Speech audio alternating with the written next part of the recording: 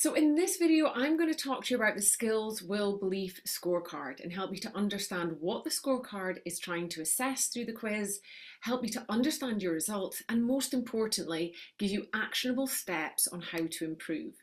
So firstly, if you're new to my world, my name is Rachel Stewart and I'm a Cambridge University qualified academic coach.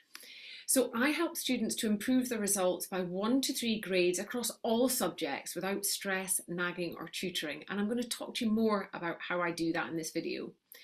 I've spent the last 5 years coaching GCSE and A-level students, and I've taken hundreds of students through this programme.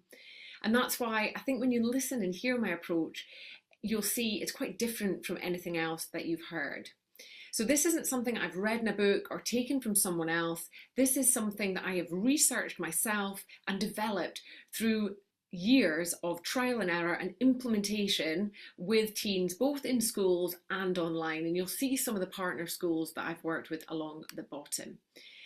This job allows me to combine my two passions. So firstly, huge passion for education and where that can take you. So I'm from a single parent, working class family. I was the youngest of 4, and education has really been hugely important for me in my life. And I've got a first class degree in chemical engineering from the University of Strathclyde. And I then went on as a mature student and did my coaching diploma at Cambridge. And what this also allows me to do doing this work is to help people achieve their potential and believe in themselves. And I think that is such a gift. And along the bottom there you can see also some partner schools and associations that I'm a member of. And lastly, if you want to work with me, I've just popped it up on the slide. You can check out the details of my programme at my website, mindsetlab.co.uk. Okay, so how do we improve exam results? So the problem, I'm guessing if you're here, is that your teen isn't achieving their full potential in their GCSE or A-level results, and you both want better grades. It's stressing you out, particularly because it's not a problem with just 1 or 2 subjects, it's across 3 or more of the subjects they're studying. So the old way that we solved this was 1, buy all the things. You might be sat here with looking at a shelf full of study guides and website tools, flashcards, notes and folders. Another thing I hear a lot from families is that they're getting into arguments about studying, and exams are starting to really dominate the relationship and family life. And the third way that typically we would solve this problem is to hire subject tutors. Obviously that's very expensive, both in terms of time and money, and it doesn't always work. And the reason why it doesn't always work is because tutoring supports subject-specific understanding. So in my experience, when there's a problem across 3 or more subjects, there's something more fundamental that's going on that's over and above what's going to be covered by a subject tutor. Nagging often builds resistance, ends up in conflict, and if you've been there, I'm sure you'll agree with me that it isn't very effective at changing behaviours. And lastly, it ignores the root cause, which is that actually it's challenges with executive function, and we need to close this gap instead. So the new way of solving this problem is that we build executive function, and this is what I work on with students in my programme. So what is executive function? It's a set of skills that helps us achieve our potential. So things like goal setting, planning, metacognition, which is a fancy word for learning how to learn, time management and perseverance.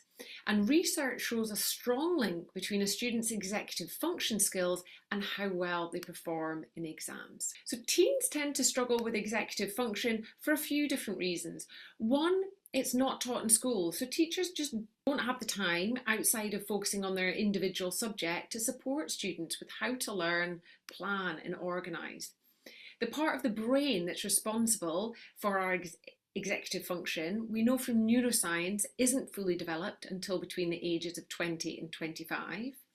And then lastly, learning differences. So students with learning differences often have weaker executive function and can benefit from more tailored support around that.